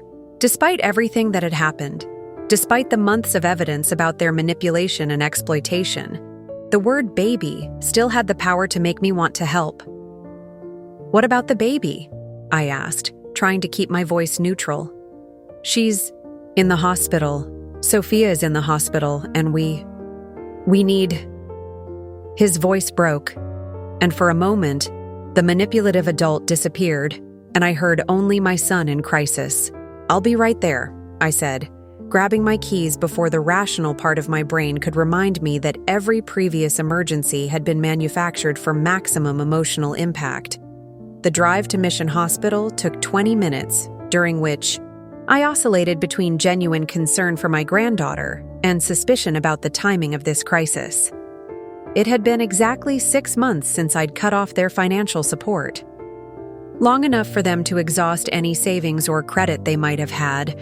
Long enough for the reality of actually supporting themselves to become undeniably difficult. I found Declan in the pediatric waiting room, looking haggard and genuinely frightened. Whatever was happening with the baby, his fear was real. "What's wrong with Sophia?" I asked, sitting beside him but maintaining enough distance to signal that this conversation had boundaries. "She's had pneumonia for a week, but it got worse yesterday. They admitted her last night for oxygen therapy and monitoring. The doctors say she'll be fine, but..." He rubbed his face with hands that shook slightly. "Mom, I was so scared. When she couldn't breathe properly, when we rushed her to the emergency room, all I could think about was losing her." The relief that my granddaughter would recover mixed with a familiar maternal instinct to comfort my son in crisis. This was the Declan I remembered. The vulnerable young man who still needed his mother when life became overwhelming. Not the calculating adult who'd participated in months of financial exploitation. "Where's Ariana?" I asked, looking around. "The waiting room." "She's with Sophia now. Visiting hours are limited, so we're taking turns."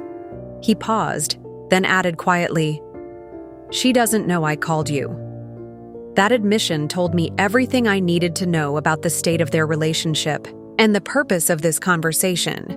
If Ariana didn't know he'd contacted me, then this wasn't a coordinated manipulation attempt. This was Declan, acting independently, in genuine crisis. "How long has Sophia been sick?" I asked. "About a week. We thought it was just a cold at first, but when her fever spiked and she started having trouble breathing..." He shook his head. "We should have brought her in sooner, but we kept thinking it would get better on its own." "Why didn't you bring her in sooner?" I asked, though I suspected I already knew the answer. Declan's silence confirmed my suspicion. They hadn't sought medical attention immediately because they couldn't afford it. Without my financial safety net, they'd been gambling with their daughter's health rather than facing the cost of medical care. "Declan, do you have insurance?" I asked gently. "We have basic coverage through my new job, but the deductible is high and the copays..." He shrugged helplessly. "We've been trying to make it work without asking anyone for help." The irony was devastating. For months, they'd been spending my money on luxury items, lifestyle maintenance, and unnecessary expenses, while simultaneously claiming they needed my support for basic survival. Now, when they actually faced a genuine emergency requiring immediate financial resources, they were too proud or too ashamed to ask for help directly. "How much do you need?" I asked, surprising myself with the question. Declan looked up sharply, hope flickering in his eyes before being replaced by something that looked like shame. "Mom, I didn't call you for money. I called because I wanted you to know about Sophia. Because she's your granddaughter and you have a right to know when she's sick. She's sick." The admission hung between us, more honest than any conversation we'd had in years. He wasn't calling me as a bank account or a solution to his problems. He was calling me as his mother, someone who should know about her granddaughter's health, regardless of their financial relationship. "But you do need money," I pressed gently. "The hospital bill is going to be significant," he admitted. "And I had to miss work for 3 days, which means less pay next week. We're probably going to lose the apartment." "What about Ariana's income?" Declan laughed bitterly. "What income? Her influencer career never took off the way she thought it would. She makes maybe $200 a month from sponsored posts, and that's on a good month. So, the independent, successful young woman who'd been posting about manifestation and financial goals had been earning less than minimum wage while living off my support. The revelation shouldn't have surprised me, but it added another layer to the deception I was still processing. "Where have you been living since I stopped the financial support?" I asked. "We moved in with Ariana's parents in January. It was supposed to be temporary, just until we got back on our feet, but..." He trailed off, then added quietly, "They've been covering most of our expenses, but they can't afford a hospital bill on top of everything else." The pattern was depressingly familiar. Move from one financial benefactor to another, accepting support, while resenting the strings that inevitably came attached, then moving on when the relationship became uncomfortable or the money ran out. "What do you want from me, Declan?" I asked directly. "I want my mom back," he said, his voice breaking. "I want my daughter to know her grandmother. I want to stop pretending that money is more important than family." Money became important when Ariana decided I was a toxic manipulator for providing it, I replied. "Money became important when you both decided that my generosity was actually a form of control." "She was wrong," he said quietly. "About a lot of things. I was wrong too." "What specifically were you wrong about?" Declan was quiet for a long moment, staring at his hands. When he finally spoke, his voice was barely above a whisper. "I was wrong to let her convince me that your love came with strings attached. I was wrong to believe that your generosity was manipulation instead of just generosity. I was wrong to treat you like an ATM instead of recognizing that you were trying to help because you cared about us." The apology was more than I'd expected. but I'd learned to be wary of words that weren't backed up by changed behavior. What about Ariana? Does she feel the same way? Ariana. He hesitated, then sighed. Ariana is still angry. She thinks you abandoned us when we needed you most. She doesn't understand why you cut us off when we were trying to establish healthy boundaries. Healthy boundaries don't include publicly humiliating someone on social media, while simultaneously expecting them to continue providing financial support, I said firmly. I know, he replied. I tried to tell her the Facebook post was too much, but she said you needed to understand how your behavior was affecting us. And how do you feel about that post now? I'm ashamed, he admitted. I'm ashamed that I let her speak about you that way. I'm ashamed that I didn't defend you. I'm ashamed that it took my daughter getting sick for me to realize how much I need my mother in my life. The conversation was interrupted by a nurse calling Declan's name. Mr. Shaw, you can see your daughter now. He stood up, then turned back to me. Do you want to meet her? Sophia, I mean. Do you want to meet your granddaughter? The question was loaded with implications. Meeting Sophia would mean encountering Ariana, who presumably still viewed me as a toxic presence to be avoided. It would mean stepping back into their drama and crisis, risking the peace and independence I'd worked so hard to establish. But it would also mean meeting my granddaughter for the first time, holding the baby who carried Robert's genetic legacy and my son's features. It would mean taking the first step toward whatever relationship might be possible between us going forward. Yes, I said. I'd like to meet her. As we walked toward the pediatric unit, I realized this was the test I'd been unconsciously preparing for during my months of boundary setting and self-discovery. Could I help my family in crisis without sacrificing my own well-being? Could I show love and support without accepting manipulation and exploitation?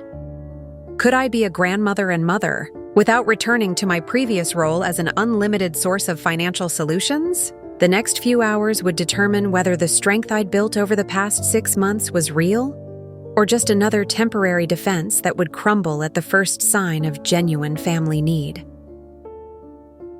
As Declan led me toward the room where my granddaughter was recovering and where Ariana was undoubtedly waiting, I took a deep breath and reminded myself that I was no longer the same woman who had once prioritized everyone else's comfort over her own dignity. This time, I would help if I chose to. Help, love if I chose to love, and give if I chose to give. But I would do it all on my own terms, with my own boundaries, and with full awareness of the difference between genuine family crisis and manufactured emotional manipulation. The door to Sophia's room was just ahead, and with it, the final test of whether I'd truly learned to love my family without losing myself in the process. The moment I stepped into Sophia's hospital room and saw my granddaughter for the first time, I understood why people make irrational decisions for love. She was tiny and perfect, with Declan's dark hair and what I could already tell would be Robert's distinctive nose.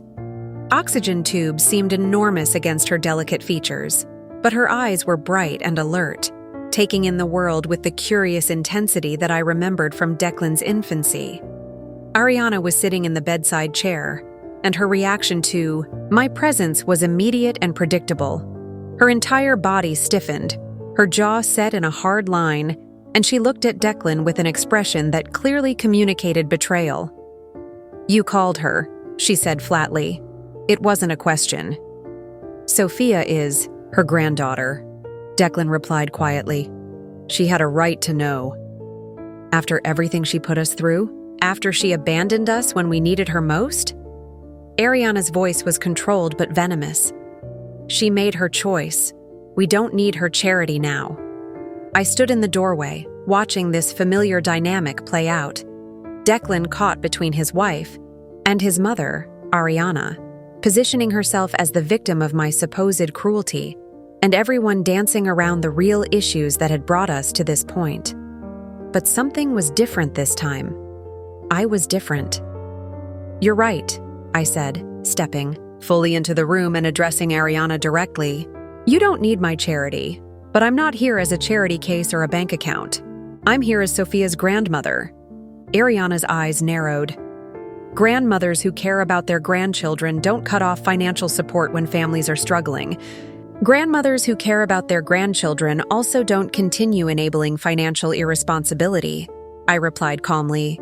And they don't accept public humiliation as the price of maintaining family relationships. That Facebook post was about setting boundaries. That Facebook post was about destroying my reputation to justify your continued exploitation, I interrupted. But we don't need to relitigate the past. What matters now is Sophia's health and what kind of relationship we can build going forward. I moved closer to the hospital bed, and Sophia's eyes tracked my movement with the focused attention of a healthy, curious baby. When I reached out my finger, she grasped it with surprising strength, and I felt the same overwhelming rush of protective love that I'd experienced when Declan was born. "She's beautiful," I said softly, meaning every word. "The doctors say she'll be fine," Declan offered, his voice hopeful that this shared concern for his daughter might bridge the gap between his wife and his mother. "They expect to discharge her tomorrow if her oxygen levels stay stable." "That's wonderful news," I replied, gently stroking Sophia's tiny hand. "What happens after discharge? Do you have everything you need for her recovery at home?" The question hung in the air like a test.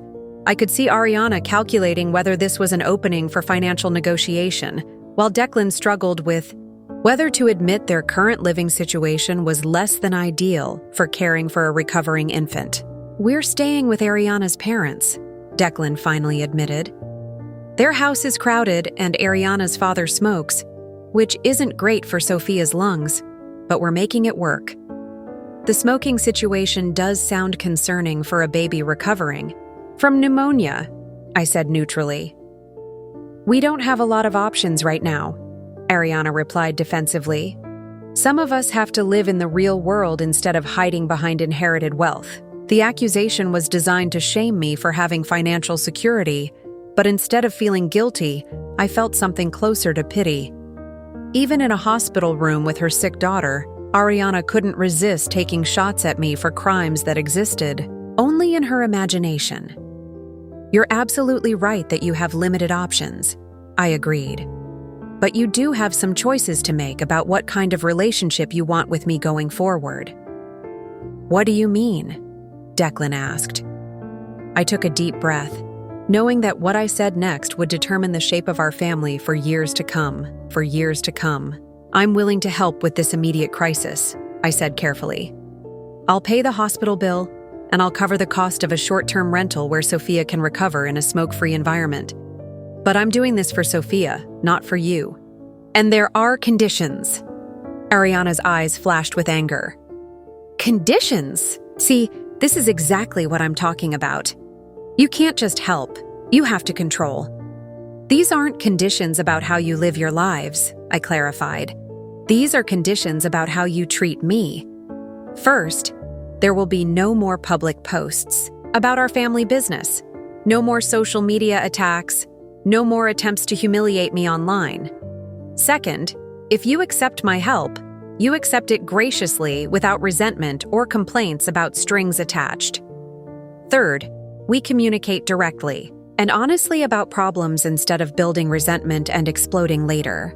And if we don't agree to your conditions," Ariana challenged, "then you handle this crisis the same way you've been handling your expenses for the past 6 months, on your own. I won't interfere, I won't judge, and I won't rescue you. But I also won't be available for future emergencies." The room fell silent except for the soft beeping of Sophia's monitors. I could see Declan processing my offer, weighing his daughter's immediate needs against his wife's pride. Ariana was clearly struggling between her desire to reject anything that came with conditions and her growing awareness that they had no other viable options. "Why?" Ariana finally asked. "Why would you help us after everything that's happened?" "Because Sophia deserves a stable environment for her recovery, And because I've learned the difference between helping people I love and enabling people who take advantage of me, I replied. I can love my granddaughter and support her health without accepting manipulation or abuse from her parents. You think we're manipulative and abusive? Declan asked quietly. I think you've both behaved badly, I said honestly. I think Ariana orchestrated a cruel public attack designed to humiliate me while maintaining access to my resources. I think you participated in that attack by staying silent when you should have defended me. And I think you both convinced yourselves that I somehow deserved that treatment because my generosity made you uncomfortable. But I also think people can change, I continued. I think this crisis has shown you some truths about your situation that you weren't willing to face before. And I think becoming parents might help you understand what it feels like to love someone so much that you'll sacrifice almost anything for their well-being. Ariana was staring at Sophia, her expression unreadable. When she finally spoke, her voice was softer than I'd heard it in months. The Facebook post was cruel, she admitted quietly. I was angry and scared about our financial situation, and I blamed you instead of taking responsibility for our choices. It wasn't a complete apology, but it was more accountability than she'd ever shown before. What would this help look like? Declan asked cautiously. I'll pay the hospital bill directly to the billing department, I explained. I'll cover 1 month's rent on a small apartment or house where you can focus on Sophia's recovery and your job search. After that month, you're on your own financially unless there's another genuine medical emergency. And then what? Ariana asked. What kind of relationship do you want with us going forward? I want to be Sophia's grandmother, I said simply. I want to see her regularly, watch her grow up, be part of her life. I want to have a civil relationship with both of you that's based on mutual respect rather than financial dependence. I want us to function like a normal family that can disagree without destroying each other. What if we can't afford things? Sophia needs? Declan asked. What if there are emergencies we can't handle? Then we'll talk about it honestly as adults, without manipulation or public shaming, I replied. I'm not going to let my granddaughter suffer because her parents are struggling. But I'm also not going to be your automatic solution to every financial inconvenience. Ariana looked at her daughter, then at Declan, then at me. Okay, she said finally. We accept your conditions. But I want to be clear about something. I'm doing this for Sophia, not because I think you were right about everything. That's fine, I replied.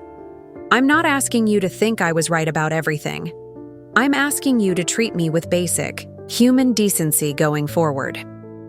Over the next hour, we worked out the practical details. I would pay the hospital directly and provide first month's rent and security deposit for a small apartment in a complex that allowed month-to-month leases. They would focus on Declan finding stable employment and establishing financial independence. We would meet for dinner once a week so I could spend time with Sophia, and we would all commit to direct communication about any problems that arose. It wasn't the warm family reconciliation that part of me had always hoped for, but it was something more valuable. A realistic foundation for a relationship based on honest expectations rather than fantasy obligations. As I left the hospital that evening, I realized that this crisis had given me something I hadn't expected. Proof that my months of boundary setting and self-discovery had been genuinely transformative.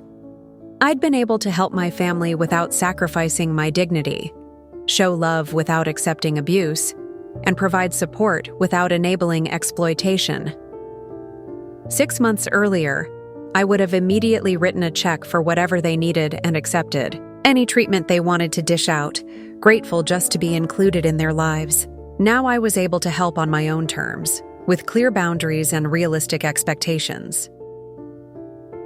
3 weeks later, I received a text from Declan with a photo of Sophia smiling in her new apartment. The message was simple.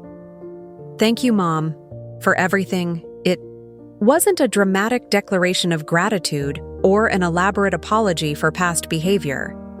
It was just a son acknowledging his mother's help and love in the straightforward way that healthy families communicate.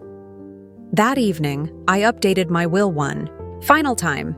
Sophia would inherit a trust fund for her education and major life expenses, managed by an independent trustee until she turned 30. Declan and Ariana would receive modest amounts that reflected love without enabling dependency. The majority of my estate would continue funding the education foundation I'd established, helping young women who truly appreciated opportunities for advancement.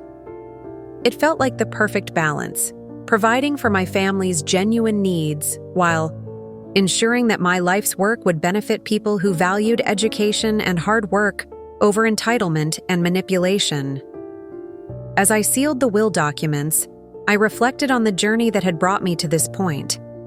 I'd started as a woman who thought love meant endless giving without expectations. I'd learned the hard way that some people interpret unconditional generosity as weakness to be exploited rather than love to be treasured. But I'd also learned that setting boundaries doesn't mean stopping love.